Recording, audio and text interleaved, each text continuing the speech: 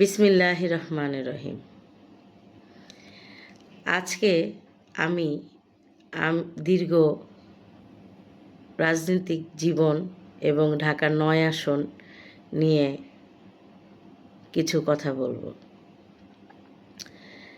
এই দীর্ঘ জার্নিতে আমরা যে মানুষটাকে সব সময় আমাদের সুখে দুঃখে আমরা পাশে পেয়েছিলাম এবং কি কর্মীদের বিপদ আপদে যে মানুষটা মায়ের মতো আগলিয়ে রেখেছেন সে হচ্ছে বাংলাদেশ জাতীয়তাবাদী মহিলা দলের কেন্দ্রীয় কমিটির সংগ্রামী সভাপতি মমতাময়ী ভাবিমা আফরোজা আব্বাস।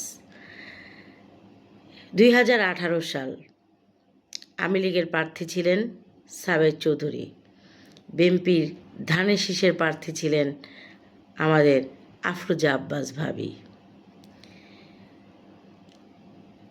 ওই টাইমে মহিলা দলের যিনি সভাপতি ছিলেন উনি প্রার্থী হওয়ার কারণে আমরা যারা নারীরা নেতাকর্মী ছিলাম আমরা সবাই একচোটে মামলা খাইছি। আমরা ওই টাইমে রেহাই পাই নাই। বারবার ওনার উপরে অনেক আক্রমণ হয়েছে, ওনাকে মেরে ফেলারও প্রচেষ্টা করা হয়েছিল।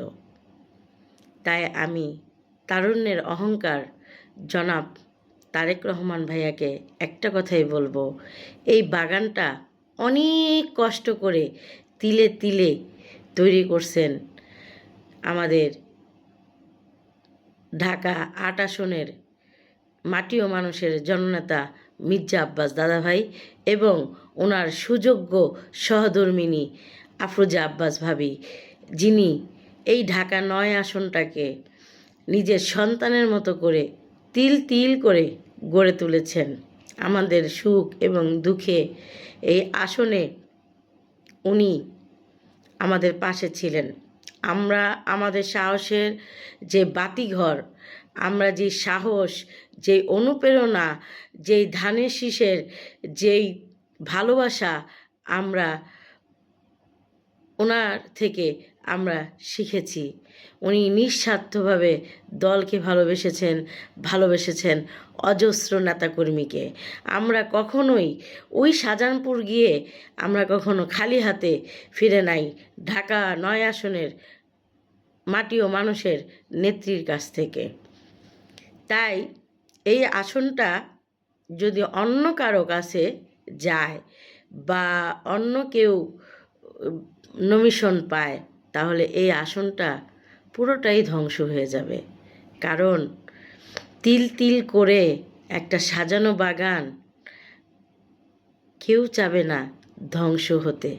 কারণ এখানে আপনি প্রতিটা অলিতে গলিতে যেখানে যাবেন, যতটা বিএনপি নেতাকর্মী এবং সাধারণ যতটুকু পেরেছেন উনি ওনার সাধ্যমতো উনি দীর্ঘ সময়ে আগলিয়ে রেখেছেন এবং কি 2018 সালে বারবার মৃত্যু থেকে ফিরে এসেও উনি ভয় পান নাই।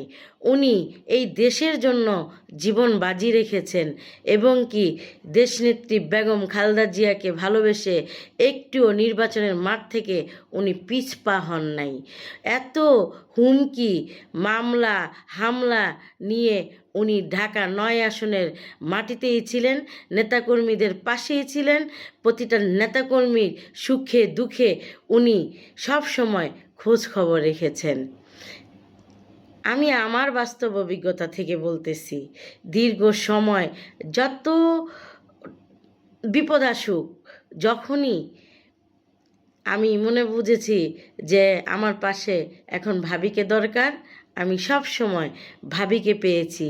তার সঙ্গে পেয়েছিলাম এই ঢাকা ৯ আসনের খিলগাঁও, সবুজবাগ, মুগদা প্রতিটা নেতাকর্মী ভাই ও বোনদেরকে।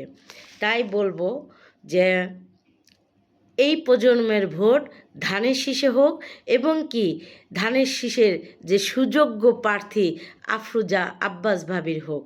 কারণ এই ঢাকা ৯ আসনটা তিলে তিলে গড়া, এবং কি একটা সাজানো বাগান।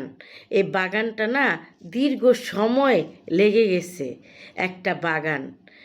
এখন এই বাগানে কেউ উড়ে এসে জুড়ে বসবে, এটা আমাদের মতো তৃণমূল নেতাকর্মীদের জন্য অনেক কষ্টের হবে। কারণ কেন, আমাদের সুখ দুঃখে আমরা কখনোই কাউকে পাশে পাই নাই আফরোজা আব্বাস ভাবিকে ছাড়া। তাই আমরা চাই যে 2018 সালে যখন দলের দুঃসময় ছিল, তখন নারী যে নেতৃত্ব, যেই ভূমিকাটা, এটা ভাবি দেখাইছেন, একটা পা পিছপা হন নাই। তাই আমি চাই, অনেক আসনেই তো অনেক পুরুষ এমপি নির্বাচন করতেছে, তাই আমরা চাই আমাদের নারীরা যেন পিছিয়ে না থাকে। তাই ঢাকা ৯ আসনের এমপি যেন আমাদের আফরোজা আব্বাস ভাবিই হন। আমি সবসময় একটা কথা বলি, ফুল তো অনেকই হয়, গোলাপের মতো নয়। নেতৃত্ব অনেকই হয়, আফরোজা আব্বাস ভাবির মতো নয়।